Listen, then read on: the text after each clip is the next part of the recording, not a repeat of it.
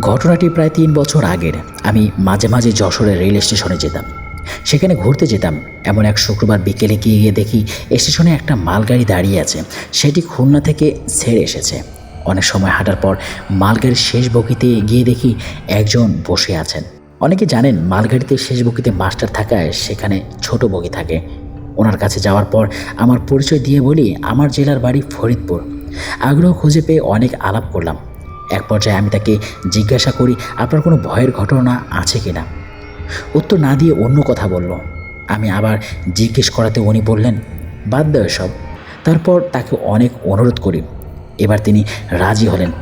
তার ঘটনা আমি খুব মনোযোগ সহকারে শুনি। আমি ঘটনাটি তার ভাষায় বলছি। প্রায় ৩.৫ বছর আগে বেনাপোল থেকে সার নিয়ে রাত 11টায় খুলনার উদ্দেশ্যে রওনা হই। সেই রাতে আমার কলিগ ছুটিতে থাকায় আমি একাই দায়িত্বে থাকি। এরপর ট্রেন চলতে থাকে, আমি রেডিও শুনতে থাকি। একটা সময় ট্রেন মাঠের মধ্যে দিয়ে সারি সারি গাছের পাশ দিয়ে যাচ্ছিল। আবহাওয়াটা ছিল খুবই গরম, তাই বাতাসে খুব ভালোই লাগছিল। হঠাৎ বড় একটা বটগাছের পাশ দিয়ে যাওয়ার সময় কি যেন বগিতে খুব জোরে একটা শব্দ হলো। মনে হলো কেউ কিছু একটা করেছে। আমি পাশে গিয়ে লাইট মেরে দেখি না, কিছুই নেই। কিছু সময় এদিক ওদিক লাইট মেরে না পাওয়ায় ভেতরে এসে দেখি যে রেডিওটা কোনো শব্দ করছে না। লাইট মারতে বুঝি লাইটের আলোর তেজ খুব হালকা হয়ে আসছে। ভাবলাম ব্যাটারির চার্জ শেষ, তাই এই অবস্থা হয়েছে। হালকা আলো কিছুটা অনুমান করে খুঁজতে থাকি রেডিওটা, কিন্তু পাচ্ছিলাম না। কেমন যেন ভয় মনে জড়ো হতে থাকলো। এমন সময় পেছনের বাহিরে বেড়ালের ডাক শুনতে পেলাম। চলন্ত ট্রেনে বিড়াল আসবে কিভাবে? ভয়টা যেন আরও দ্বিগুণ বেড়ে গেল। অনেক সাহস নিয়ে একটু তাকিয়ে দেখি সেটা স্বাভাবিক বিড়ালের থেকেও অনেক বড় একটা বিড়াল ছিল। কি করব বুঝতে পারছিলাম না। ট্রেন ড্রাইভারকে ফোন দেওয়ার জন্য ফোন বের করলাম। জানি ফোন দিয়ে কিছুই হবে না, কিন্তু অবাকই হলাম ফোনটাও কেন জানি বন্ধ হয়ে আছে। এদিকে বিড়ালের ভয়ঙ্কর শব্দ আমাকে পাগল করে তুলছে। আচমকা দেখি জানালার বাইরে আমার রেডিওটা ভাসছে। কি যেন সেটাকে ধরে চলন্ত ট্রেনের বাতাসে নিয়ে যাচ্ছে। রেডিও ছাড়া কাউকে আর দেখতে পাচ্ছিলাম না, তবে সেটা ভাসছিল। মনে মনে দোয়া পড়তে থাকি আর কখন আলো দেখব সেটাই ভাবতে থাকি। সময় যেন স্থির হয়ে আছে। অনেক চেষ্টা করছিলাম নিজেকে স্বাভাবিক করতে।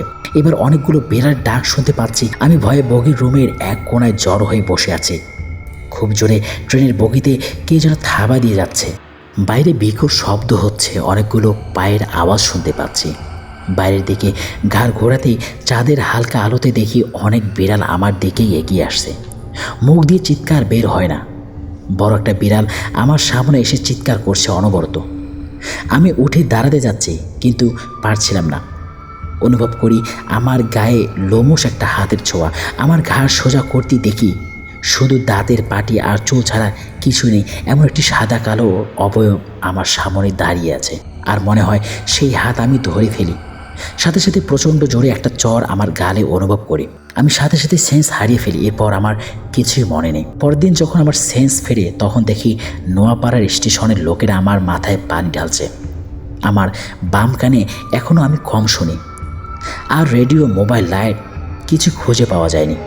এরপর থেকে রাতে একা কোনো সময়ের জন্য ডিউটি করিনি, তবে সেই জায়গা দিয়ে ট্রেনে গেলে এখনও ভয় লাগে।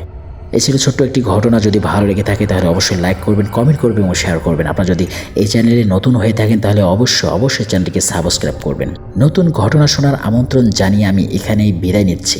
সকলে ভালো থাকবেন, সুস্থ থাকবেন। সবাইকে টাটা।